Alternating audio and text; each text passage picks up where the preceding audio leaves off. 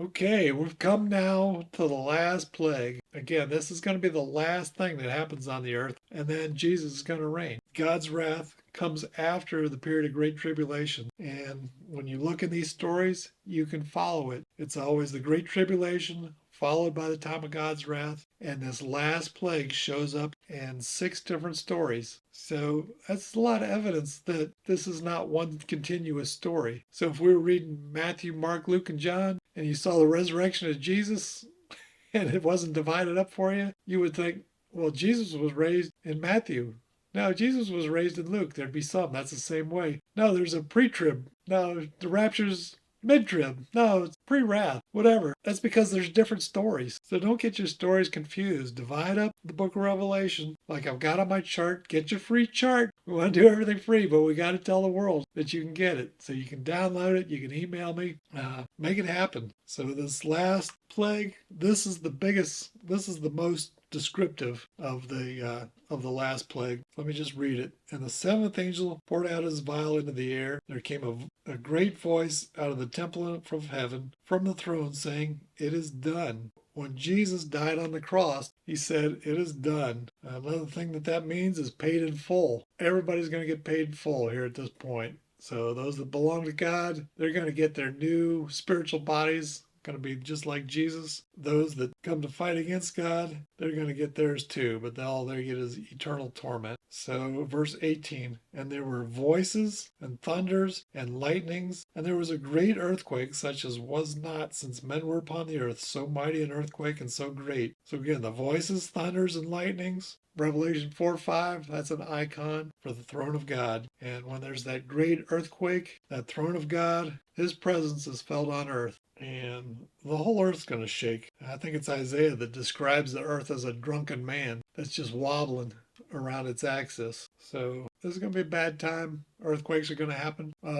The good thing is resurrections happen when the earth shakes. Seems like every time there's a resurrection, there's an earthquake. 19, and the great city was divided into three parts, and the cities of the nations fell. And great Babylon came into remembrance before God to give unto her the cup of the wine of his fierceness of his wrath. And every island fled away, and the mountains were not found. And there fell upon men a great hail out of heaven, every stone about the weight of a talent. And men blasphemed God because of the plague of the hail, for the plague thereof was exceedingly great. So the great city, whether he's talking about Jerusalem or Babylon, they're going to get rewarded as they deserve. You can get the grapes of wrath, or you can get eternal life. Every island fled away, and the mountains were not found.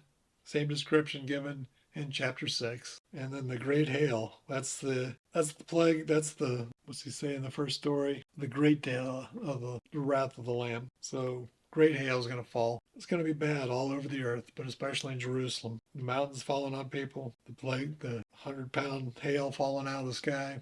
So we'll give you the final battle plan. That'll be it for today. Okay, we've got the gathering in Armageddon. These are all the people that have come to fight. I just want to show how that whole battle plan lays out. So we're going to read a little bit in Daniel. We're going to read a little bit in Ezekiel that goes along with this portion of the sixth and seventh bowls of wrath when they come down from the great river Euphrates. That the way the kings of the east is prepared. We're going to go to Daniel chapter 11, verse 40, and we're going to start reading about, again, the king of the north and the king of the south. The king of the north will be the Antichrist, the king of the south will be Egypt. And those two battle for hundreds of years in the time when the Greek Empire was the world power, and we're going to see there's going to be a later part of that. So when it says the Antichrist had the wound on his head, well, there hasn't been this world power from the area of Syria for quite a while. This is going to come back for those last 3.5 years of the Roman Empire. And verse 40, at the time of the end shall the king of the south, Egypt, push at him, and the king of the north, Syria, the Antichrist, shall come against him like a whirlwind, with chariots, and with horsemen, and with many ships. And he shall enter into the countries, and shall overflow and pass over. He shall enter also into the glorious land, that was Israel, and many countries shall be overthrown, but these shall escape out of his hand, even Edom and Moab, and the chief of the children of Ammon. So that's the country of Jordan. When I read Isaiah 63 about how the Israelites were going to flee and go to Jordan, and it looks like God started a little bit early with the hail, and his vesture was already dipped in blood. Looks like this is why they're able to escape to Jordan again. And he shall, so this Antichrist shall stretch forth his hand also upon the countries, and the land of Egypt shall not escape.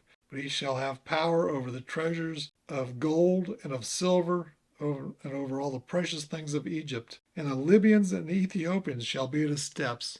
So Antichrist has come down from Syria, he's gone through Israel, and he's taken over Egypt, and he's ready to take over more of Africa to the west, which would be Libya, to the west of Egypt, and to the south of Egypt, which would be Ethiopia. But tidings out of the east and the north shall trouble him. Therefore he shall go forth with great fury to destroy and utterly to make away many. He shall plant the tabernacles of his palace between the seas and the glorious holy mountain, yet he shall come to his end, and none shall help him. So this Antichrist just took over Egypt, and he's planning on invading more of Africa, but we've got tidings from the north and the east that say, whoops, it's time for a U-turn. I got to go back up to Jerusalem, and that's where he sets up shop. And who are these kings from the north and the east? Well, they're mentioned in Ezekiel chapter 38. So I'm going to read a little bit about that. So Ezekiel 38 verse 2, Son of man, set thy face against Gog, the land of Magog,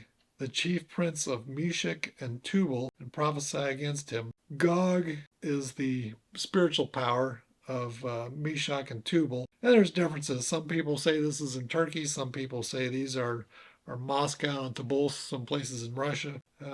They're both in the north.